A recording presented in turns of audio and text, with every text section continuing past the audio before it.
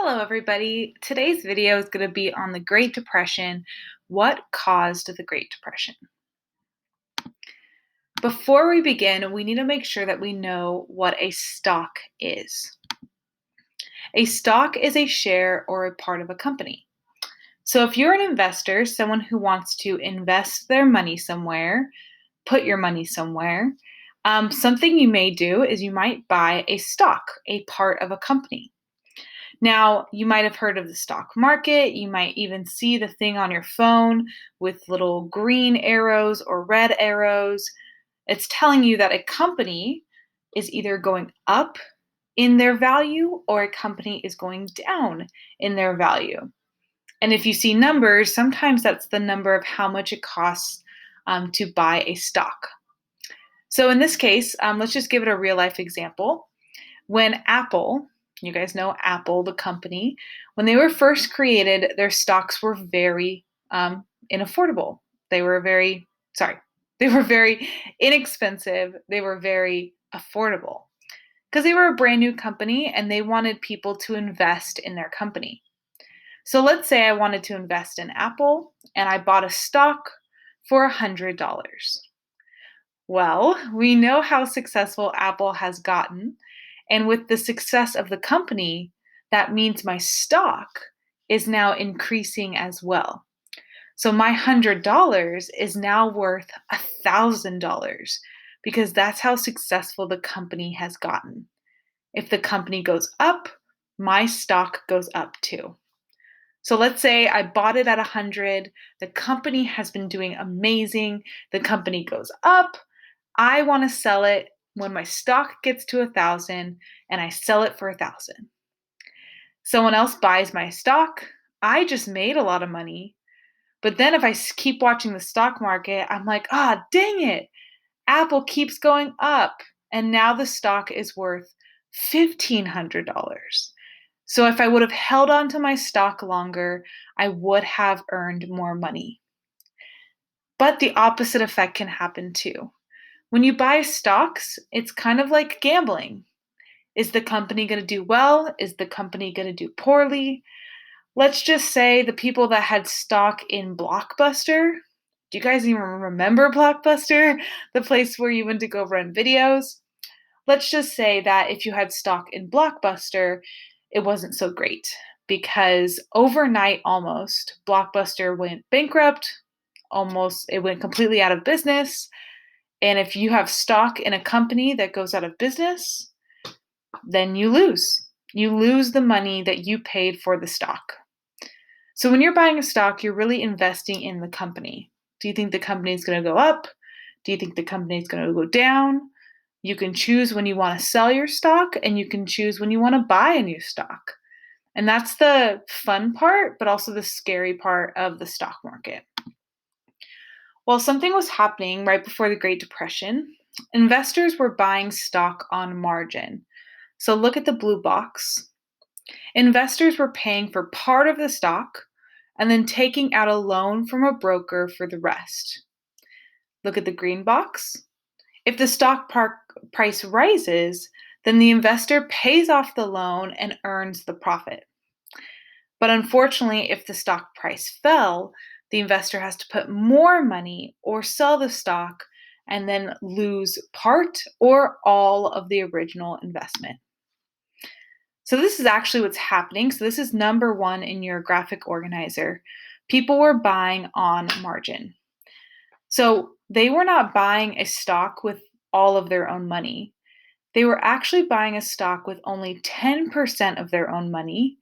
And then they were getting the money loaned to them for 90% of the stock. So if the stock market went down, you would not only lose your 10% that you put down, but you would still owe the bank the 90%. So do you catch how risky this is? People were still wanting to buy stocks, but they didn't have the money to pay for the stock. So they were putting a little bit down, borrowing the rest.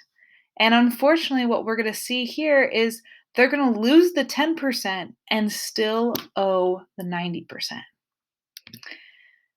This is also similar to the second cause of the Great Depression. buying on credit. You remember this from the 1920s, right?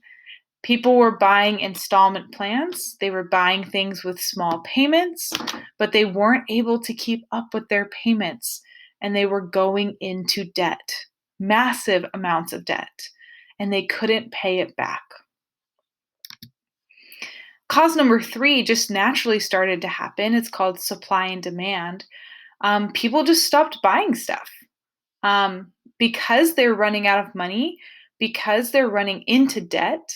People stopped buying products. Therefore, factories and farms started making less products. And if factory and farms are making less products, then they started to lay off people. And so we see unemployment rising. We see more and more people losing their jobs because both factories and farms are making less products. So you can see this here in this little picture. When the crash of the Great Depression comes, people lose their money. People then are buying less stuff. Businesses then have to lower their prices, trying to entice people to still buy things. And if that doesn't work, businesses end up producing less items. If they're producing less items, then they start laying off their workers. And those laid off workers don't have money, so they don't spend money. Therefore, the business eventually closes, causing even more unemployment. Therefore, we get the worst economic state our country's ever been in, the Great Depression. Of course, a very famous one that you might have heard of is the stock market crash. That was another cause of the Great Depression. People started freaking out and they suddenly started selling their stocks. Everybody was trying to get out of this stock business. And if everyone's trying to sell, the stock prices are falling. And eventually that led to just the entire stock market like ceasing to exist, and it ended up crashing. And this has a nickname called Black Tuesday. Again, the stock market only works if there's people buying and selling. But if all these companies are going down, if everyone's trying to sell their stocks, then of course it's going to get chaotic. Okay, Mother Nature decided to just jump in here and also hit us during this time. So the fifth cause of the Great Depression is drought. You guys know from living in California that a drought means lack of rain. But we get a double whammy here. We get no rain and an increase in wind, and it creates something terrible called the Dust Bowl. It reminds me if you've ever seen that movie Interstellar, in the beginning of the movie with all that dust everywhere. That's how I picture it. But look at this picture. The Dust Bowl, it incredibly hurt people. It hurt farmers in the Southwest and the Midwest. Their farms are decimated. They need the rain. The dust is obviously not good for anyone's health, but they really need the rain for their farms. So they moved to the West Coast. Actually, a lot of them came to Bakersfield, but they couldn't find jobs because everyone here is unemployed too, and everyone here is struggling with their farms. So they thought that if they moved from Oklahoma to California, they'd be able to find a job, and they didn't. So the Dust Bowl and just the incident of this massive drought definitely affected the Great Depression as well. Lastly, regarding the last cause of the Great Depression, you need to know how a bank works. Now, I don't mean to talk down to you. If you already know how a bank works, that's fine. But just for anyone in here that doesn't quite understand what a bank is actually doing, how it works, please look at this slide. A bank works by people depositing money. People put their money into a bank. The bank pays the depositor, the customer, 2% interest on the money that we put in the bank. It's kind of like a thank you. Thank you for putting your money in the bank. Here's 2% interest on the money that you put in here. People also borrow money from the bank. Bank loans the customer money to people purchasing homes, cars, and other expensive items. The bank charges 6 to 10% interest on the consumer's loans. That's how they are able to pay you interest on your account. So they charge people a little bit extra if they're taking a loan from the bank.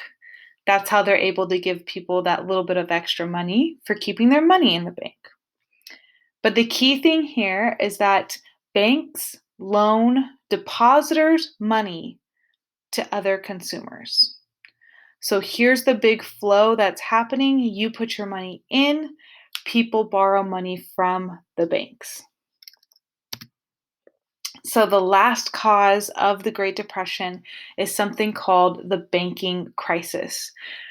Because of everything going on, because of the stock market crash, because people are losing their jobs, they run to their bank to get all of their money out. Now, things have changed since this time period. There are things in place to make sure that this never happens again. But I want you guys just to be in the moment right now, because in the 1920s, when everyone is rushing to the bank to get their money out, the bank obviously doesn't have all their money.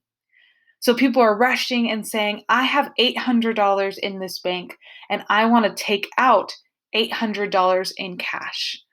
And the banks are like, we don't have all your money. We have loaned it out to this person and that person, and we don't have everyone's cash in this bank right here. They can't even ask the federal government for help because that doesn't exist yet. It exists today, but it didn't exist back then. So if the banks didn't have the money for everybody asking for their money, they shut down. And the worst part, again, this should never happen today, but the worst part that happened in the 1920s is if your bank shut down, you lost all your money. So it doesn't matter how much money you had in your bank account. You had $1,000, you had $10,000. If your bank shut down, you lost all of that money. There was no security, there was no financial backing, there was no federal government support. That exists now, but it did not exist in the 1920s. So people went from, I have a job, everything's great in the 20s, I have money in the bank, I'm saving up for this new car. And then overnight, it seemed like the whole world got flipped upside down. You lost your job, and now you lost all the money that you had in that bank. So bank failures were everywhere. In 1929, 659 banks went away, folded. In 1930, it increased. 1931, 1932, it just keeps getting worse and affecting more and more Americans. So if you were a rich person, this one affected you the most, the stock market crash. A lot of wealthy people like putting their money in stocks because they feel like it multiplies their really wealthy money. And they kind of have money to play with. So the stock market crash definitely affected wealthy people. But if you were a traditional farmer, the Dust Bowl hit you the most. If you were a normal American, maybe that was not a farmer, the losing your job and losing all your money in the bank, that's what affected you the most. So I wanted to end off on this picture because I think it really displays a lot about the Great Depression and how it affected everybody. You see two men right here. The guy on the left, look at how he's dressed. I feel like he looks like a wealthy, maybe a high society guy in his suit and his fancy hat. The guy on the right, he's also wearing a suit, but he looks kind of more average for the time period. But the Great Depression is hitting both of them. They're literally wearing a resume on their body. That's how desperate they are for a job. The guy on the left says, wanted a decent job by a decent man. His age is 37. He has a family. He's a war veteran. He probably fought in World War I. He's paying on a home. He's trying to say, hey, I have home payments. Please hire me. I went to college. I'm a native Chicagoan. So I'm from America, born and raised in Chicago. He's done purchasing jobs. He's done accounting jobs. He's done traffic jobs. And then he lists the years that he was at certain companies. The guy on the right It says, wanted a decent job. He's also a family man. Maybe they're both trying to emphasize we have mouths to feed. We're the only ones that can bring in money for our families. I'm 44. He talks about the jobs that he did. He was actually even working at Ford. So even Henry Ford and the Model T, the automobile company, they had to lay people off too. Everyone was affected by the Great Depression. This is why this is the worst economic state our country has ever been in.